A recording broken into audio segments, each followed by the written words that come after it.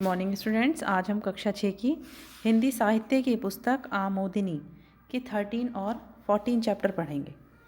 सबसे पहले 13 चैप्टर गौरैया तुम कहाँ हो।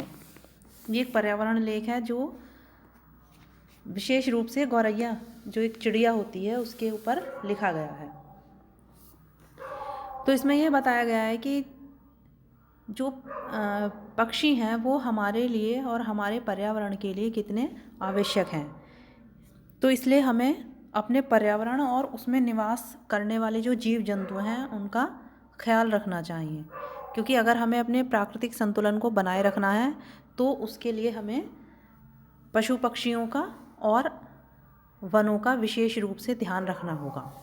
तो आइए शुरू करते हैं पाठ गौरैया तुम कहाँ हो।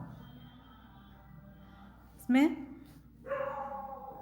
लेखक कहते हैं कि हम लोगों में से बहुत से लोगों का बचपन सुबह सुबह धूप में इधर उधर फुदकती चहकती एक छोटी सी सुंदर चिड़िया को देखते बीता है। कुछ साल पहले लगभग हर घर आंगन में दिखाई पड़ने वाली घरेलू गौरैया अब ढूंढे से भी नहीं दिखती। पर्यावरण को होने वाली मानवजन्य क्षति की एक और मिसाल बनने जा रही यह नन्ही सी चिड़िया सिर्फ भारत ही नहीं बल्कि पूरे विश्व में तेजी से दुर्लभ होती जा रही है। पिछले सालों में गौरैया की संख्या में बड़ी कमी देखी गई है। लगभग पूरे यूरोप में सामान्य रूप से दिखाई पड़ने वाली इन चिड़ियों की संख्या अब घट रही है। हालात इतने खराब हो गए हैं कि नीदरलैंड में इनकी घटती संख्या के कारण इन्हें रेड लिस्ट में रखा गया है। यही हालात ब्रिटेन, फ्रांस, जर्मनी, चेक गणराज्य, बेल्जियम, इटली और फिनलैंड के शहरी इलाकों में दर्ज की गई है।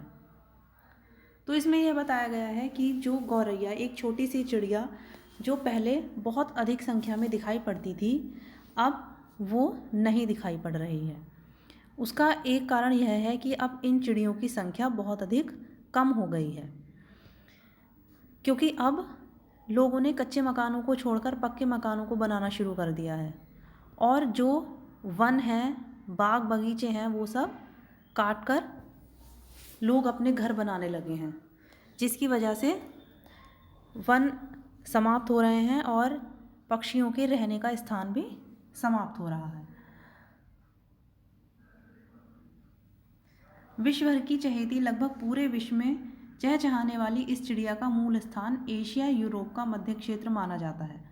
मानव के साथ रहने की आदि यह चिड़िया मानव सभ्यता के विकास के साथ साथ विश्व के बाकी हिस्सों में जैसे उत्तरी तथा दक्षिणी अमेरिका, दक्षिणी अफ्रीका, ऑस्ट्रेलिया एवं न्यूजीलैंड में भी पहुंच गई। गौरैया को एक बुद्धिमान चिड़िया माना जाता है। इसकी खासियत है कि यह अपने को परिस्थिति के अनुरूप ढालकर अपना घोंसला, भोजन आदि उसके अनुकूल बना लेती है। अपनी इन्हीं विशेषताओं के कारण यह विश्व में सबसे ज़्यादा पाई जाने वाली चहचहाती चिड़िया बन गई है। गौरैया बहुत ही सामाजिक पक्षी है और ज़्यादातर पूरे वर्ष झुंड में उड़ती है। एक झुंड 1.5 से 2 मील की दूरी तय करता है, लेकिन भोजन की तलाश में अक्सर 2 से 5 मील भी उड़ लेता है। तो यह जो चिड़िया है गौरैया, इसकी एक खासियत यह है कि यह अपने आप को परिस्थिति के अनुरूप ढाल लेती है और उसी के अनुसार अपना घोंसला और भोजन भी बना लेती है।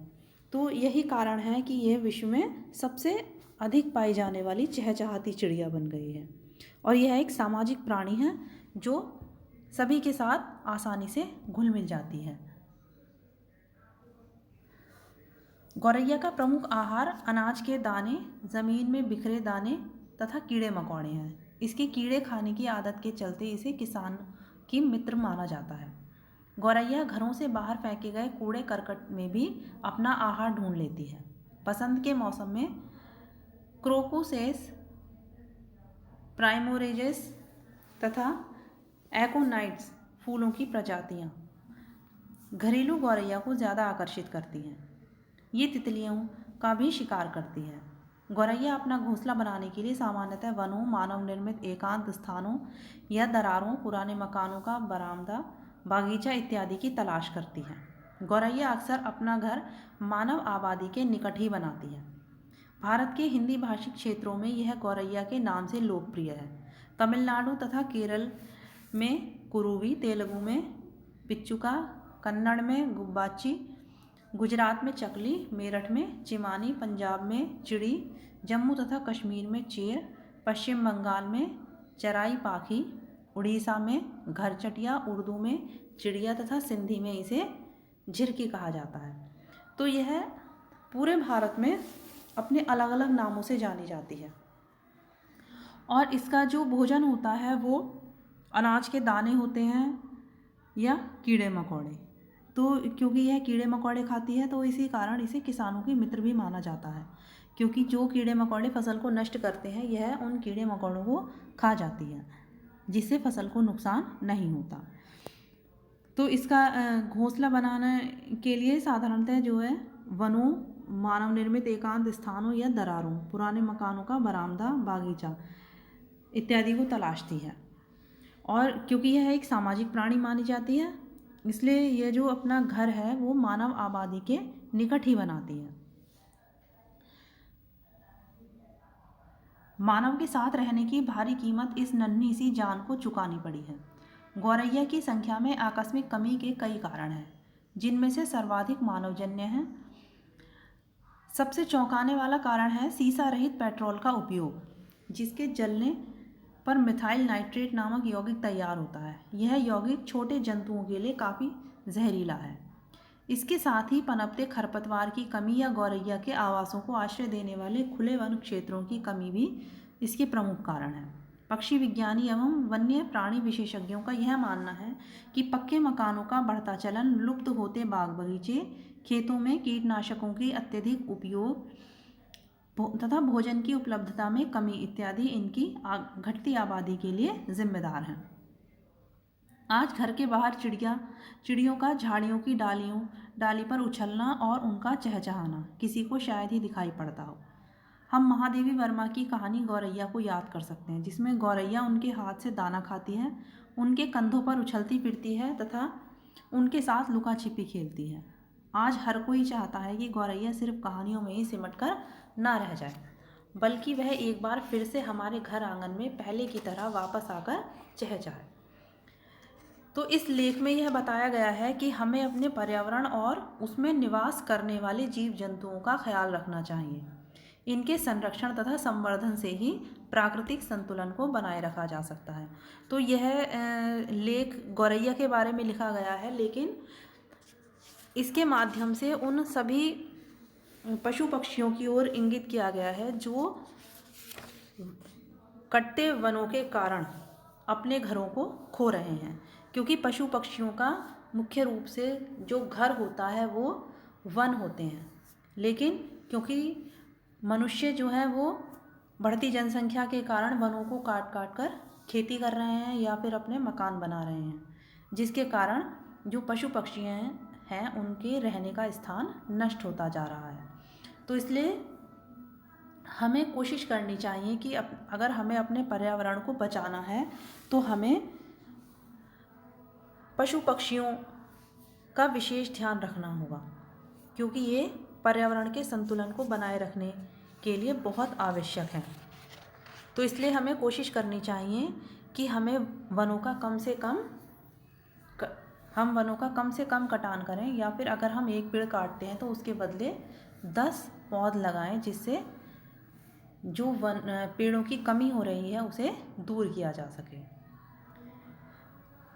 तो आशा करती हूँ कि आपको यह पाठ समझ में आ गया होगा। अब इस पाठ से संबंधित प्रश्नों के उत्तर। सबसे पहले लिखित प्रश्न, निम्नलिखित प्रश्नों के उत्तर लिखिए। फर्स्ट, गौरैया का मूल स्थान विश्व का कौन सा क्षेत्र माना जाता है? तो इसका आंसर है गौरैया का मूल स्थान एशिया यूरोप का मध्य क्षेत्र माना जाता है। नेक्स्ट, गौरैया कहाँ कहाँ पाई जाती है? गौरैया भारत के अलावा उत्तरी तथा दक्षिणी अमेरिका, दक्षिणी अफ्रीका, ऑस्ट्रेलिया एवं न्यूजीलैंड में पाई जाती है। नेक्स्ट, गौरैया को किसानों के मित्र क्यों माना जाता है? गौरैया की कीड़े खाने की आदत के चलते इसे किसानों का मित्र माना जाता है या कहा जाता है। नेक्स्ट, गौरैया के आकस्मिक दुर्लभ होते जाने के पीछे क्या कारण है? तो गौरैया की संख्या में आकस्मिक कमी का सबसे बड़ा मानवजन्य कारण सीसा रहित पेट्रोल का उपयोग, खरपतवार की कमी, खुले वन क्षेत्रों की कमी व लुप्त होते बाग बगीचे हैं। नेक्स्ट, इस लेख से हमें क्या शिक्षा मिलती है? इस लेख से हमें यह शिक्षा मिलती है कि हमें अपने पर्यावरण और उसमें निवास करने वाले जीव जंतुओं का ख्याल रखना चाहिए। इनके संरक्षण तथा संवर्धन से ही प्राकृतिक संतुलन को बनाए रखा जा सकता है। नेक्स्ट एक्सरसाइज, सही कथन पर सही तथा गलत कथन पर गलत का चिन्ह लगाइए।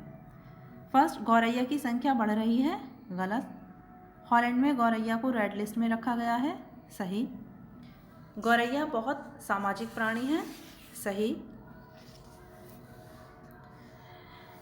गौरैया अपना घोंसला मानव आबादी से दूर बनाती है, गलत। गौरैया की संख्या में आकस्मिक कमी का सबसे बड़ा मानवजन्य कारण है सीसा रहित पेट्रोल का उपयोग, सही। नेक्स्ट, सही उत्तर पर सही का निशान लगाइए। गौरैया किस चीज़ की मिसाल बनती जा रही है? मानवजन्य क्षति की। नेक्स्ट, गौरैया को कैसी चिड़िया माना जाता है? इसका आंसर है बुद्धिमान। नेक्स्ट, गौरैया पूरे वर्ष किस प्रकार उड़ती रहती है? बड़े झुंड में। बसंत के मौसम में गौरैया को कौन से रंग के फूल आकर्षित करते हैं? पीले रंग के। गौरैया को गुजराती भाषा में क्या कहते हैं? चकली। नेक्स्ट, भाषा बोध। विशेषण व विशेष्य का सही मिलान कीजिए। में दिव्य रूप, मधुर संगीत, चहचहाती चिड़िया, सुंदर फूल। नेक्स्ट, निम्नलिखित शब्दों के विलोम शब्द लिखिए। वास्तविक, कृत्रिम, सत्य, असत्य, अनुकूल, प्रतिकूल, ईमानदार, बेईमान, गरीब, अमीर, गुण, अवगुण। थर्ड एक्सरसाइज, निम्नलिखित शब्दों के लिंग बदलिए। उसमें वृद्ध, वृद्धा, अध्यापक, अध्यापिका, पुत्र, पुत्री, बुद्धिमान, बुद्धिमती, पाठक, पाठिका, विद्वान, विदुषी। फोर्थ एक्सरसाइज, निम्नलिखित उपसर्गों का प्रयोग कर शब्द बनाइए। इसमें फर्स्ट है अध। अध प्लस मरा, अधमरा। उप प्लस कार, उपकार। निस प्लस संदेह, निस्संदेह। परि प्लस वार, परिवार। सम प्लस वाद, संवाद। सु प्लस शिक्षित, सुशिक्षित।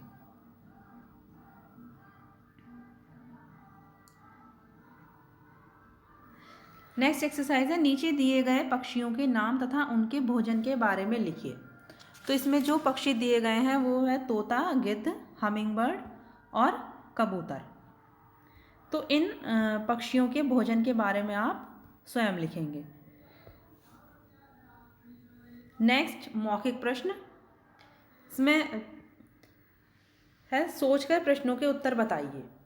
तो पहला प्रश्न है, गौरैया क्यों दुर्लभ होती जा रही है? तो इसका आंसर आपको लिखित प्रश्नों में दिया जा चुका है, वहीं से आप लिखेंगे। नेक्स्ट है, गौरैया को बुद्धिमान क्यों माना जाता है? तो गौरैया को बुद्धिमान इसलिए माना जाता है क्योंकि यह अपने को परिस्थिति के अनुरूप ढालकर अपना घोंसला, भोजन आदि उसके अनुकूल बना लेती है। नेक्स्ट, गौरैया के आकस्मिक कमी के पीछे मुख्य कारण क्या है? तो इसका आंसर भी आपको पीछे दिया जा चुका है।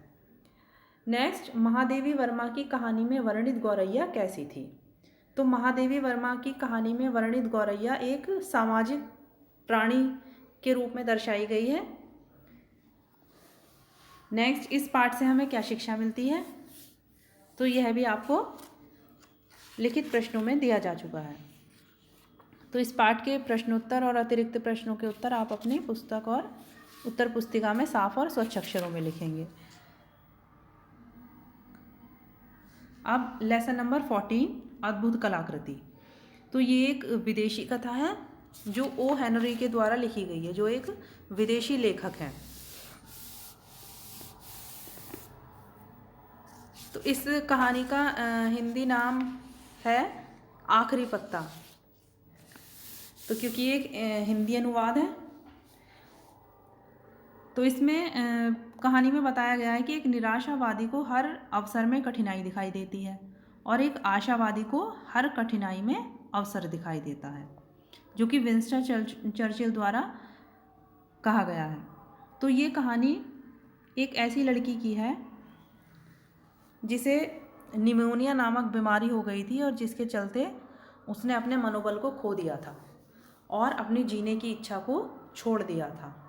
तो इस कहानी में यही बताया गया है कि हमें कभी भी निराशावादी नहीं होना चाहिए, हमें हमेशा आशावादी होना चाहिए ताकि हम अपने जीवन को अच्छी प्रकार से जी सकें। तो आइए शुरू करते हैं कहानी अद्भुत कलाकृति। न्यूयॉर्क के पश्चिमी भाग में एक छोटी सी बस्ती थी, ग्रीनिच। इस बस्ती में अनेक घुमावदार गलियां और ढेर सारे घर थे। कलाकारों की इस बस्ती में सू और जॉन्सी नाम की 2 महिला कलाकार भी रहती थी। उनकी पहली मुलाकात ने ही उन्हें पक्की सहेलियां बना दिया था। उन्होंने मिलकर एक स्टूडियो खोल लिया और दोनों अपनी चित्रकारी की प्रतिभा को निखारने में जुट गईं। उस साल नवंबर आते आते ही सर्दी का भीषण प्रकोप फैल गया। देखते ही देखते मोहल्ले भर के कलाकार तेजी से निमोनिया के शिकार होने लगे। जॉन्सी भी इसकी चपेट में आ गई और कुछ ही दिनों में बीमारी ने उसके शरीर को अधमरा कर डाला। उसका बिस्तर से हिलना डुलना बंद हो गया। इलाज का भी उस पर कोई असर नहीं हो रहा था। वह बेजान सी पड़ी खिड़की के बाहर देखती रहती। सू रात दिन उसकी सेवा में लगी रहती। तो ये कहानी 2 महिला चित्रकारों की है, जिनमें एक का नाम सू है और दूसरी लड़की का नाम जॉन्सी है, जो दोनों पहली ही मुलाकात में पक्की सहेलियां बन गई थी। और इसका कारण यह था क्योंकि वो दोनों की जो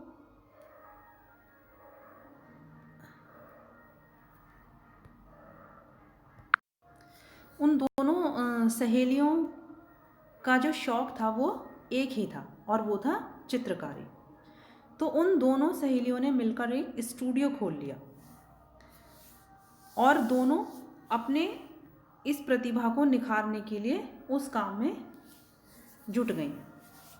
लेकिन जैसे ही सर्दियां शुरू हुईं तो बहुत अधिक सर्दी के कारण वहाँ पर निमोनिया नामक बीमारी फैल गई।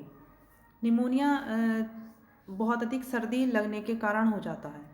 तो जो जॉन्सी थी उसे निमोनिया हो गया और उसे वह इतनी अधिक बीमार हो गई कि उसका जो शरीर था उसने हिलना डुलना बंद कर दिया और उस पर किसी भी दवाई का कोई असर नहीं हो रहा था। क्योंकि सू उसकी बहुत अच्छी सहेली थी तो इसलिए वह उसका बहुत अधिक ख्याल रखती थी, हर समय उसकी सेवा में लगी रहती थी।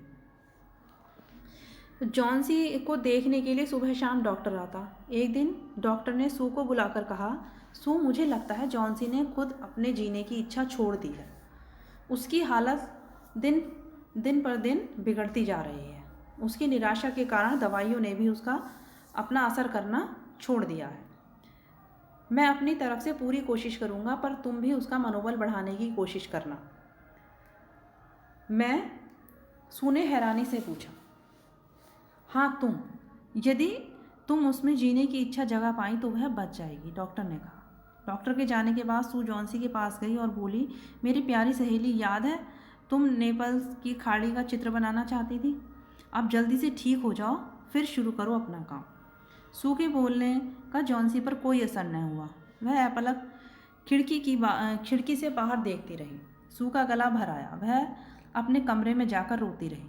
कुछ देर बाद उसने हिम्मत जुटाई, मुंह धोया और ड्राइंग बोर्ड लेकर जॉन्सी के कमरे में सीटी बजाती हुई दाखिल हुई। जॉन्सी अभी भी अपलक खिड़की के बाहर ताक रही थी। सू ने रंग घोले कागज़ पर एक कहानी का चित्र बनाना शुरू किया। वह धीरे धीरे गुनगुनाने लगी और कभी कभी बीच में जॉन्सी की ओर देख लेती। तो डॉक्टर जॉन्सी के इलाज के लिए सुबह शाम आते थे। तो उन्होंने सू से कहा कि ऐसा लगता है कि जॉन्सी ने अपने जीने की इच्छा छोड़ दी है। उसे लग रहा है कि वह अब नहीं बचेगी। तो लेकिन अगर उसने ऐसा सोच लिया है तो उसके ऊपर कोई दवाई असर नहीं करेगी। तो इसलिए डॉक्टर ने सू को कहा कि वह उसका मनोबल बढ़ाने की कोशिश करे ताकि वो इस निराशा से बाहर निकल सके। क्योंकि अगर उसने इस बात को नहीं छोड़ा, यानी इस बात के बारे में सोचना नहीं छोड़ा कि वह नहीं बचेगी या उस निराशा से वह नहीं निकली, तो उसके जीवन को बचाना बहुत अधिक मुश्किल हो जाएगा। तो इसलिए डॉक्टर उससे कहते हैं कि तुम्हें ही अब उसमें जीने की इच्छा को दोबारा से जगाना होगा। सू अपनी तरफ से पूरी कोशिश करती है, लेकिन जॉन्सी जो है उसकी तरफ कोई ध्यान नहीं देती, क्योंकि वह अब पूरी तरह से निराश हो चुकी थी। सू ने देखा जॉन्सी के होंठ हिल रहे थे। उसने रंग करना छोड़कर ध्यान से देखा। जॉन्सी खिड़की के बाहर देखती हुई उल्टी गिनती गिन रही थी। 12 है, 11 है। जॉन्सी रुक गई। कुछ देर बाद बोली 10, 9, 8। सू अब परेशान हो उठी। उसने कूची पटकी और खिड़की के पास पहुंच गई। वह हैरान थी, आखिर जॉन्सी क्या गिन रही है। खिड़की के बाहर सुनसान बरामदा था। सामने एक अंगूर की बेल थी। बेल के लगभग सभी पत्ते झड़ चुके थे। बस 1-2 शाखाओं पर कुछ पत्ते दिखाई दे रहे थे। सू ने मुड़कर जॉन्सी से पूछा, जॉन्सी क्या गिन रही हो? जॉन्सी ने उसकी बात न सुनी। कुछ पल बाद बोली 7, 6। जॉन्सी क्या 7, 6? सू ने फिर पूछा, बोलो जॉन्सी क्या गिन रही हो? जॉन्सी बाहर देखती हुई बोली, देखो सू, अब ये पत्ते जल्दी जल्दी गिर रहे हैं। उसकी आवाज़ भर्रा गई। जानती हो 2 दिन पहले यहाँ काफ़ी पत्ते थे, 100 से भी ज़्यादा। ओह, एक और पत्ता गिर गया। वह चुप हो गई। तो जॉन्सी, जो उनके घर खिड़की के बाहर एक अंगूर की बेल लगी थी, तो वह मौसम के कारण उसके पत्ते झड़ रहे थे। तो जॉन्सी यही सोच रही थी कि जिस तरह से इस बेल के एक एक पत्ते कम होते जा रहे हैं, उसी तरह से मेरे जीवन का भी एक एक दिन कम होता जा रहा है। तो सू बार बार उससे पूछ रही थी कि तुम क्या गिन रही हो, लेकिन वह उसकी बात की ओर कोई ध्यान नहीं दे रही थी।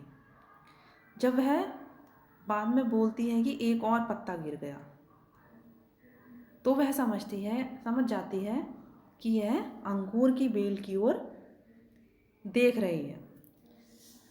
पत्ते गिर रहे हैं तो क्या हुआ? सू ने हैरानी से पूछा। सू, तुम नहीं जानती?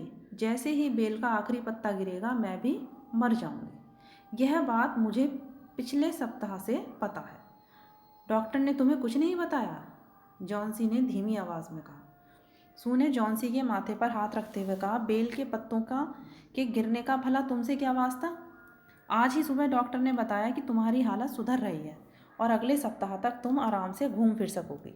मैं तुम्हारे लिए सूप लाती हूँ, पीकर सो जाओ। सू सूप लाने भीतर गई। जब वह लौटी तब भी जॉन्सी बाहर देख रही थी। यह देखकर वह बोली, जॉन्सी बाहर देखना बंद करो और सूप पीकर सो जाओ। जॉन्सी सो गई। सू अपने चित्रों के लिए बहरमन को मॉडल बनाने के लिए बुलाने गई। बहरमन उन्हीं के मकान के नीचे रहने वाला एक 60 वर्षीय चित्रकार था। वह अपने जीवन में कोई अनोखी कलाकृति बनाना चाहता था, पर उसकी शुरुआत आज तक भी न कर सका था। वह दूसरे कलाकारों के लिए मॉडल बनकर निर्वाह करता रहा। तो जॉन्सी को यह लग रहा था कि जब इस बेल का आखिरी पत्ता गिर जाएगा तब वह मर जाएगी। तो यही बात वह सू से बताती है, लेकिन सू उसे ढांढस बंधाती है और कहती है कि तुम परेशान मत हो, ऐसा कुछ भी नहीं होगा। तो बहरमन, जो एक चित्रकार था, वह उन्हीं के मकान के नीचे रहता था। वो एक बूढ़ा व्यक्ति था जो 60 वर्ष का था, और वह चाहता था कि कोई ऐसी कलाकृति बनाए जो बहुत ही बेहतरीन हो, लेकिन आज तक वह ऐसा नहीं कर पाया था। तो बहरमन सू और जॉन्सी को बेटियों की तरह चाहता था। जब सू ने जॉन्सी के पत्ते गिरने और निराशा की बात बताई तो वह गुस्से से बोला, पागल हो गई है यह लड़की, भला पत्ते गिरने से भी कोई मरा है? मेरे रहते हुए जॉन्सी इस तरह से नहीं मर सकती। मैं एक दिन एक अनोखी कलाकृति बनाऊंगा और फिर हम सब मज़े से रहेंगे। बहरमन और सू ऊपर पहुँचे। जॉन्सी सो रही थी। बहरमन ने पर्दा हटाकर खिड़की के बाहर देखा। बाहर बर्फ़ गिर रही थी और तेज़ हवा चल रही थी। वह कुछ पल बाहर देखता रहा, फिर पर्दा डालकर मॉडल बनकर बैठ गया। सू चित्र बनाने लगी। चित्र पूरा होने पर बहरमन चुपचाप चला गया। अगली सुबह जब सू जॉन्सी के पास आई तो उसकी आंखें खुली थी। वह धीरे से बोली, सू पर्दा हटा दो। सू ने लंबी सांस ली और धीरे से पर्दा हटा दिया। बाहर अभी भी तेज़ बारिश और हवा थी। अंगूर की बेल पर एक पत्ता लटका हुआ था। उसका रंग गहरा हरा था। जॉन्सी बोली, अरे यह पत्ता अभी भी लटका हुआ है। मुझे लगा था कि यह टूट चुका होगा और मैं आज ही मर जाऊंगी। सू की आंखें भर आईं। वह कुछ न बोली और बाहर चली गई। कुछ देर बाद जॉन्सी ने सू को आवाज़ लगाई। सू आई तो वह बोली, सू देखो, वह पत्ता इतनी तेज़ हवा में भी नहीं टूटा। शायद यह मुझे सिखाना चाहता है कि शायद मरने की इच्छा से अच्छा है हिम्मत से संघर्ष करना। सू, मुझे लग रहा है कि हिम्मत हारकर मरने की इच्छा करना बुरी बात है। क्या तुम मेरे लिए थोड़ा सा गर्म दूध लाओगे? हाँ, अभी लाई। सू खुशी खुशी भीतर दूध लेने चली गई। दोपहर में डॉक्टर जॉन्सी को देखने आया। उसने बताया कि जॉन्सी की हालत सचमुच बेहतर है। जाते जाते उसने बताया कि बहरमन को निमोनिया हो गया है। 2-3 दिन में जॉन्सी काफ़ी अच्छी हो गई। वह बैठी स्वेटर बुन रही थी कि चौकीदार ने आकर बताया कि बहरमन की अस्पताल में मृत्यु हो गई है। सू ने खिड़की से बाहर ज़मीन पर पड़े हरे रंग और ब्रश को देखा। अंगूर की बेल का वह हरा पत्ता अभी भी अपनी जगह पर था। असल में वह पत्ता न था, अपितु बहरमन द्वारा ठंडी रात में दीवार पर बनाई गई पत्ते की सजीव आकृति थी। सू ने जॉन्सी को बाहर दिखाया। देखो, वह है बहरमन की अद्भुत कलाकृति। दोनों की आंखें भर आईं और वे देर तक उस पत्ते को देखती रहीं। तो इस कहानी में जॉन्सी, जो इस समय जब कि बहुत अधिक सर्दी थी और जब मरने से पहले, यानी कि जब उसे लग रहा था कि आज मेरा आखिरी दिन है, कि जब आखिरी पत्ता भी इस बेल से गिर जाएगा और वह मर जाएगी, तो जब उसे ऐसा लग रहा था और अगले दिन जब वह सू से पर्दा खुलवाती है और देखती है कि बेल का जो आखिरी पत्ता है वो अभी भी हरा है और ऐसे ही लगा हुआ है, तो तब उसे लगता है कि ये जो पत्ता है जो ऐसे मौसम में भी हरा है, ये मुझे यह बताना चाह रहा है कि मरने की इच्छा से अच्छा है कि हिम्मत से संघर्ष किया जाए। और यह मुझे बता रहा है कि मुझे हिम्मत नहीं हारनी चाहिए और फिर से अपने अंदर जीने की इच्छा को जगाना चाहिए। और उसके बाद वह सू से कहती है कि भीतर से दूध लेकर आओ। और बाद में जब डॉक्टर जॉन्सी को देखने के लिए आते हैं और वह बताते हैं कि उसकी हालत में वास्तव में सुधार हो रहा है, और लेकिन जाते जाते वह यह भी बताते हैं कि बहरमन को निमोनिया हो गया है। तो कुछ दिन बाद जॉन्सी ठीक हो गई, लेकिन जो चौकीदार था उसने आकर बताया कि बहरमन के अस्पताल में मृत्यु हो गई। तो जब सू खिड़की से बाहर देखती है तो ज़मीन पर वहाँ पर हरा रंग और ब्रश पड़ा हुआ होता है। तो वह देखती है कि जो अंगूर की बेल का हरा पत्ता है वो वास्तव में पत्ता नहीं था, बल्कि दीवार पर बनाई गई पेंटिंग थी जो बहरमन ने बनाई थी, जिससे कि जॉन्सी के अंदर फिर से जीने की इच्छा जाग सके। तो जब वह उस चीज़ को देखती है तो वो जॉन्सी को बाहर बुलाती है और कहती है कि देखो, यह है बहरमन की अद्भुत कलाकृति। और उसे देखकर उन दोनों की आंखें भर आती हैं। तो इस कहानी में हमें यही बताया गया है कि हमें हमेशा सकारात्मक सोच रखनी चाहिए, हमें आशावादी होना चाहिए, ना कि निराशावादी, और अपने मनोबल को कभी भी गिरने नहीं देना चाहिए। क्योंकि स्वामी विवेकानंद ने भी कहा है कि मन के हारे हार है, मन के जीते जीत। अगर आप किसी भी चीज़ के लिए मन से हार जाते हैं तो चाहकर भी वो चीज़ आपको नहीं मिल सकती।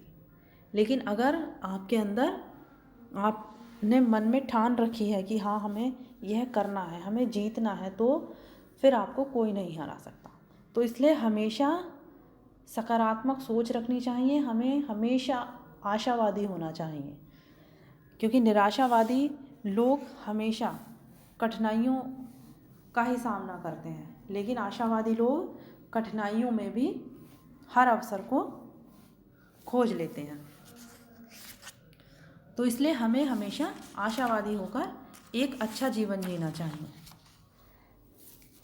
तो आशा करती हूँ कि आपको यह कहानी अच्छी लगी होगी और समझ में आ गई होगी।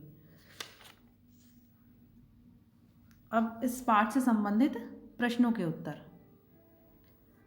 सबसे पहले लिखित प्रश्न। निम्नलिखित प्रश्नों के उत्तर लिखिए। जॉन्सी कहाँ रहती थी, वह क्या करती थी? तो इसका आंसर है जॉन्सी न्यूयॉर्क के पश्चिमी भाग में एक छोटी सी बस्ती ग्रीनिच में रहती थी। वह एक चित्रकारी करती थी। वह एक चित्रकार थी और चित्रकारी करती थी। जॉन्सी को कौन सी बीमारी थी और उस पर दवाइयों का कोई असर क्यों नहीं हो रहा था? जॉन्सी को न्यूमोनिया नामक बीमारी थी।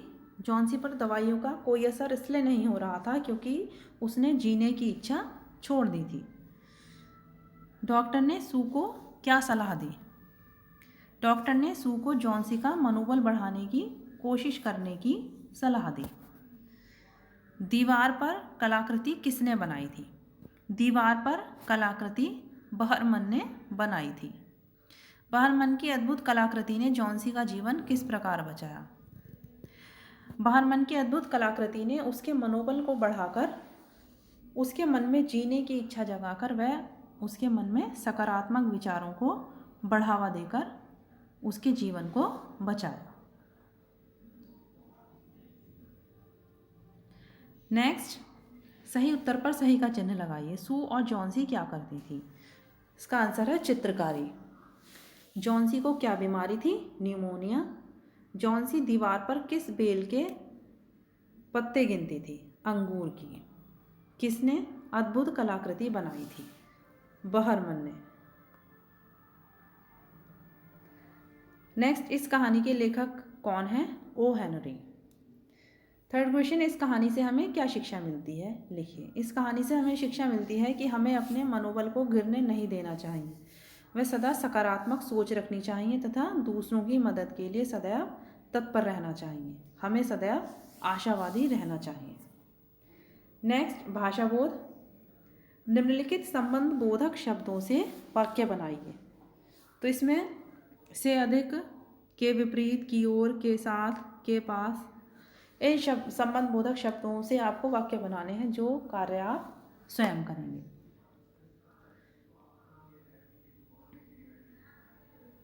नेक्स्ट, निम्नलिखित वाक्यों को समुच्चय बोधक शब्द भरकर पूरा कीजिए। बस्ती में अनेक गलियां और ढेर सारे घर थे। जॉन्सी बीमार थी इसलिए बहुत कमज़ोर हो गई थी। अगर उसमें जीने की इच्छा जगी तो वह बच जाएगी। तुम जल्दी से तैयार हो जाओ फिर हम घूमने चल सकें।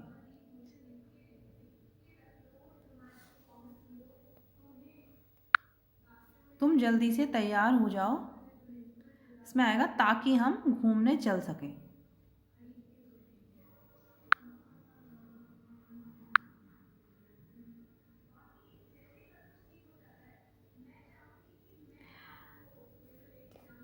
बहरमन ने सोचा कि उसे कुछ ना कुछ करना ही पड़ेगा।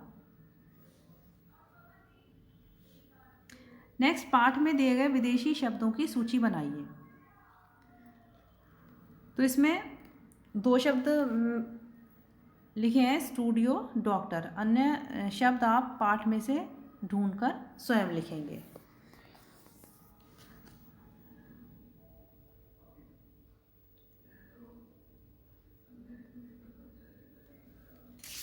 नेक्स्ट है मौखिक प्रश्न।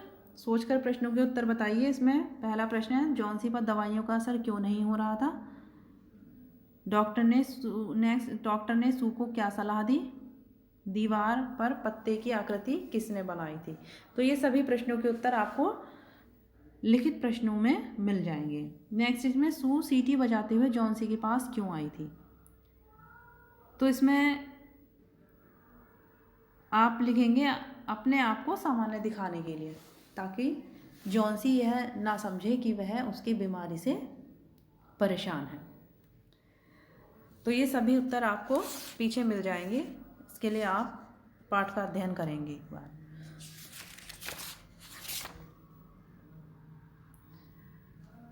इस पाठ से संबंधित प्रश्नों के उत्तर और अतिरिक्त प्रश्नों के उत्तर आप अपनी पुस्तक में और उत्तर पुस्तिका में साफ और स्वच्छ अक्षरों में लिखेंगे। Thank you.